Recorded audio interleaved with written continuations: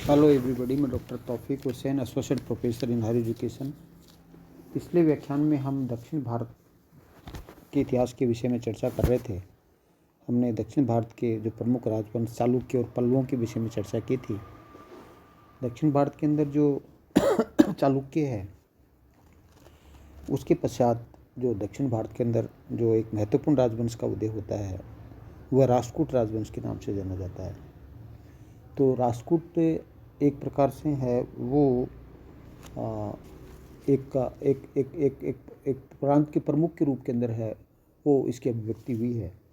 और ऐसा विभिन्न इतिहासकार ये मानते हैं कि राष्ट्रकूट है वो उन अधिकारियों को कहा जाता था जो राष्ट्र नामक राजनीतिक इकाई या भूभाग पर शासन करते थे। तो राष्ट्रकूट पहले जो बादामी के जो चालुक्य थे, जिसके बारे में हमने पिछले व्याख्यान में चर्चा की थी, बादामी के चालुक्य के जो जिलाधिकारी थे और इनकी जो मातृभाषा थी वो कन्नड़ थी, और इनके जो पूर्वज है वो बरार प्रदेश के सामंत के रूप में है वो शासन करते थे। प्रसिद्ध इतिहासकार अल्तेकर ये मानते हैं कि राष्ट्रकूट रठिकों की संतान थे जो महाराष्ट्र और कर्नाटक के कुछ प्रदेशों में सामंत के रूप में शासन कर रहे थे। तो इनका जो प्रसिद्ध जो शासक था वो दंतिदुर्ग था, जिसने 742 ईस्वी में एलोरा पर अधिकार किया, और वह चालुक्य शासक जो कीर्तिवर्मन द्वितीय है उसका सामंत था। और कीर्तिवर्मन को पराजित कर करके चालुक्यों के स्थान पर महाराष्ट्र में है वो राष्ट्रकूट साम्राज्य की स्थापना की। तो महाराष्ट्र में चालुक्यों के स्थान पर है वो एक नए राजवंश है जिसको राष्ट्रकूट राजवंश कहा जाता है। उसकी स्थापना का जो श्रेय है वो दंतिदुर्ग को दिया जाता है, अर्थात दंतिदुर्ग है वो राष्ट्रकूट वंश का जो संस्थापक है वो माना जाता है। तो दंतिदुर्ग है उसने गुजरात और जो मध्य और उत्तरी में जो मध्य प्रदेश है उसके अधिकांश भागों पर है वो अधिकार कर लिया था, और एक प्रकार से दक्षिण भारत के अंदर है वो उसके नेतृत्व में एक स्वतंत्र राज्य की स्थापना होती है। तो राष्ट्र जो दंतिदुर्ग है वो एक प्रकार से, जैसे हम कहें कि जो बादामी के जो चालुक्यों का जो एक तरह से सामंत के रूप में कार्य करता था, उसने एक स्वतंत्र राज्य की वो स्थापना की। तो जो दंतिदुर्ग है उसके द्वारा महाराजा धीराज और परमेश्वर और परमभट्टा की जो उपाधियाँ हैं वो भी धारण की गई, और एक तरह से दंतिदुर्ग है उसने जो पटबंध संस्कार है उसका भी संपादन किया। जो पटबंध संस्कार है वो एक तरह से जो राज्यारोहण है के समय में जो राज्यारोहण के समय में जो जो जो समारोह किया जाता था उसको पटबंध संस्कार कहा जाता था। और एक तरह से जो दंतिदुर्ग है उसने मयूरखंडी को अपनी राजधानी है वो भी बनाया। तो इसके पश्चात वो कृष्ण प्रथम है वो राष्ट्रकूट वंश का शासक बनता है। और जैसे कृष्ण प्रथम के विषय में आप जानते हैं कि जो कृष्ण प्रथम है वो इस दृष्टि से जो प्रमुख माना जाता है क्योंकि इसने जो एलोरा के अंदर है वो कैलाश मंदिर का निर्माण करवाया। और एलोरा के जो कैलाश मंदिर है वो एक प्रकार से एक प्रसिद्ध मंदिर माना जाता है क्योंकि वो एक ही पहाड़ी को काट करके बनाया गया है और इसमें कोई जोड़ नहीं है। तो एक प्रकार से एक ही पहाड़ी को काट करके जो बनाया गया जो मंदिर है वो एलोरा का जो कैलाश मंदिर है वो अपनी स्थापत्य कला के लिए है वो एक प्रकार से है वो प्रसिद्ध माना जाता है। तो जो कृष्ण जो जो जो जो प्रथम है उसके पश्चात है वो जो जो राष्ट्रकूटों का जो जो महत्वपूर्ण जो शासक हुआ वो ध्रुव था। और एक तरह से ध्रुव के बारे में आप जानते हैं कि इसमें जो जो जो पाल प्रथ्या राष्ट्रकूट के मध्य जो त्रि राज्य संघर्ष हुआ, त्रिपक्षीय संघर्ष था, उसके अंदर महत्वपूर्ण भूमिका अदा की। और एक तरह से आप जानते हैं कि ध्रुव को है वो धारावर्ष के नाम से भी जाना जाता है। तो उत्तर भारत की राजनीति में एक दक्षिण भारत का प्रथम शासक था जिसने उत्तर भारत की राजनीति के अंदर है वो भाग लिया, और इसने जो कवि बल्लभ है उसकी उपाधि धारण की, और जैसे मैंने कहा कि इसको धारावर्ष भी कहा जाता है। तो इसने जो प्रतिहार राजा जो वत्स है उसको है वो पराजित किया था। तो जैसा कि आप जानते हैं कि किस प्रकार जो हर्षवर्धन की मृत्यु के पश्चात कन्नौज पर अधिकार करने के लिए पाल, प्रतिहार और राष्ट्रकूट के मध्य जो संघर्ष होता है, तो उस संघर्ष की जो संघर्ष के अंदर है वो जो धारावर्ष जो है या जिसको ध्रुव कहते हैं राष्ट्रकूट शासक, उसने महत्वपूर्ण भूमिका अदा की।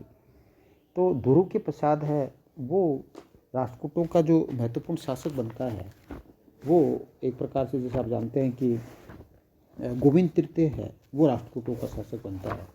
तो गोविंद तृतीय है, जैसे कि आप जानते हैं कि जो जो जो गोविंद तृतीय है उसने पृथ्वीवल्लभ की उपाधि धारण की, और इसके विषय में कहा जाता है कि इनके घोड़े वो हिमालय से कन्याकुमारी तक का पानी पीते थे। तो इसका तात्पर्य है कि इसने उसके अधिकार में उत्तर भारतोथाई, पालो और प्रतिहारों को इन्होंने पराजित किया, और एक तरह से हम कह सकते हैं कि कांची, श्रीलंका और आंध्र तक का जो प्रदेश है वो उस पर अधिकार किया।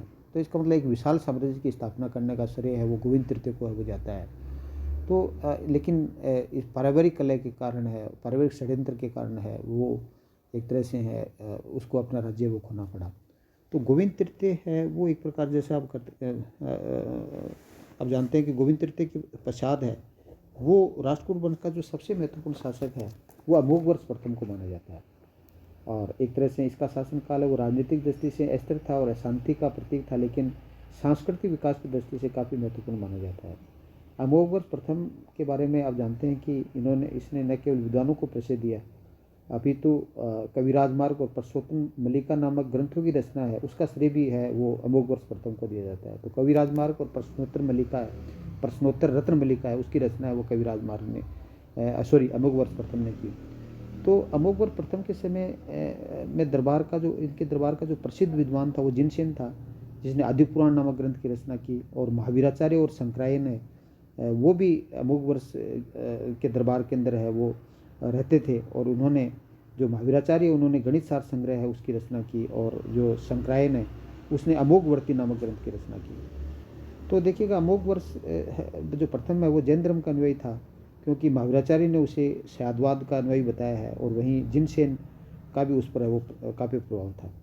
तो हिंदू धर्म के प्रति भी एक तरह से अमोघवर्ष की वो रुचि ज्ञात होती है संजन अभिलेख से, जिसमें संजन अभिलेख में उल्लेख मिलता है कि वह महाकाली का उपासक था, तथा जो जन कल्याण के लिए उन्होंने महाकाली को प्रसन्न करने के लिए वो अपना बाएं हाथ की जो अंगूठा है या जो बाएं हाथ की उंगली है वो काट दी थी।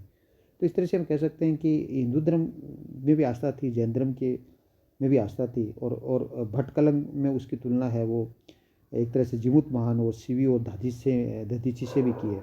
तो अमोघवर्ष प्रथम में उसने मान्यखेत को अपनी नई राजधानी बनाई थी। तो अमोघवर्ष प्रथम में उसकी जो नई राजधानी थी वो मान्यखेत थी। तो अमोघवर्ष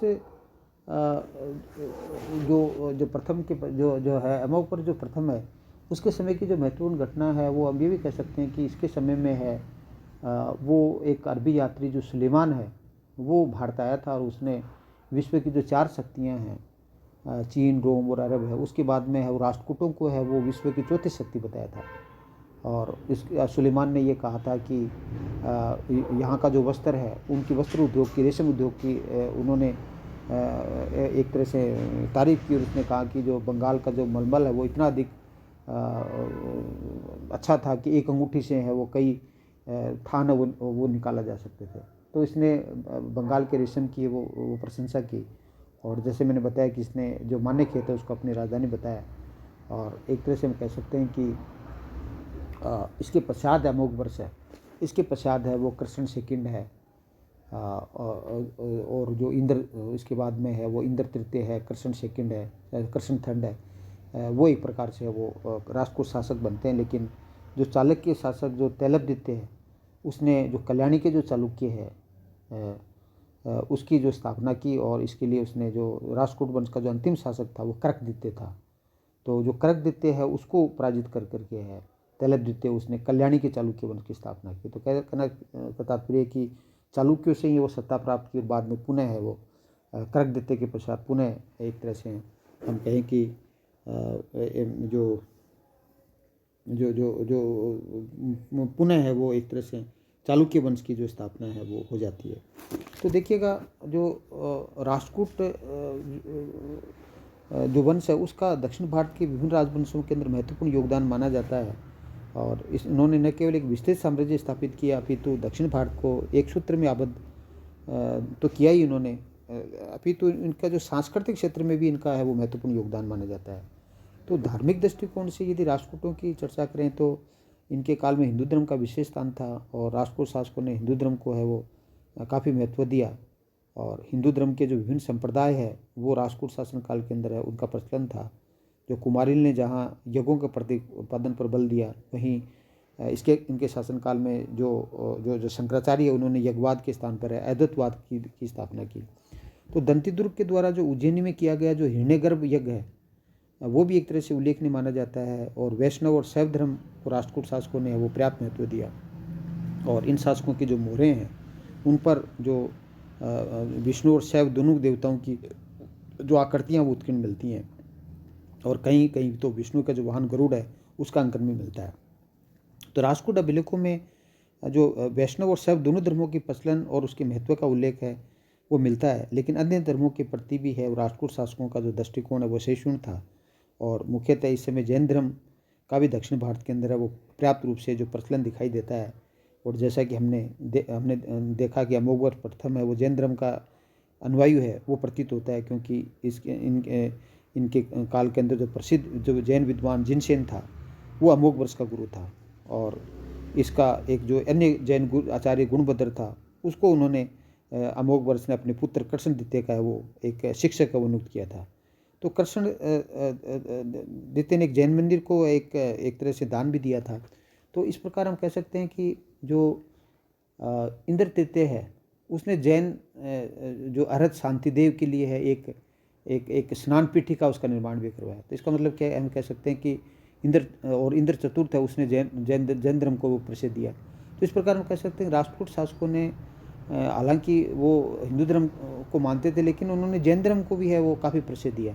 और जैन मंदिर और मठों को दान दे करके है वो जैन धर्म के जो संगठन है उसको मजबूत करने में महत्वपूर्ण भूमिका अदा की। तो राष्ट्रकूट शासनकाल के समय बौद्ध धर्म में एक तरह से पतोन्मुख स्थिति में था। और जैन आचार्यों ने बौद्ध भिक्षुओं को है वो शास्त्रार्थ में है वो एक तरह से जैन आचार्यों ने बौद्ध भिक्षुओं को शास्त्रार्थ में पराजित कर दिया था।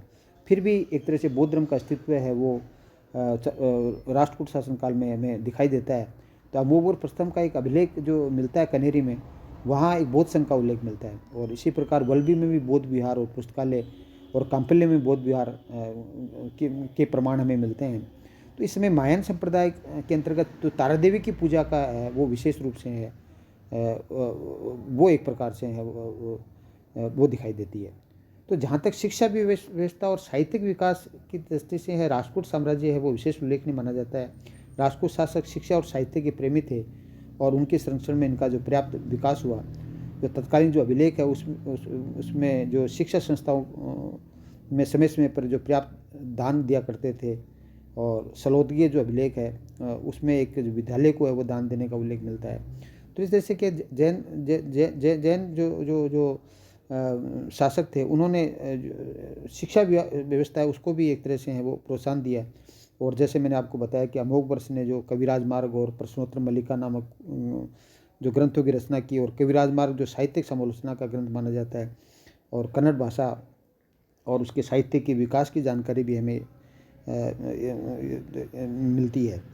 तो इस तरह से हम कह सकते हैं कि राष्ट्रकूट शासकों ने है वो न केवल है वो धार्मिक रूप से सहिष्णु थे, अपितु जो शैक्षणिक विकास के अंदर भी है उन्होंने उनका महत्वपूर्ण योगदान माना जाता है। और इस समय जो संस्कृत है इस समय जो कन्नड़ कवि पंपा के द्वारा वो आदि पुराण और जो विक्रमार्जुन विजय है उसकी भी रचना वो की गई।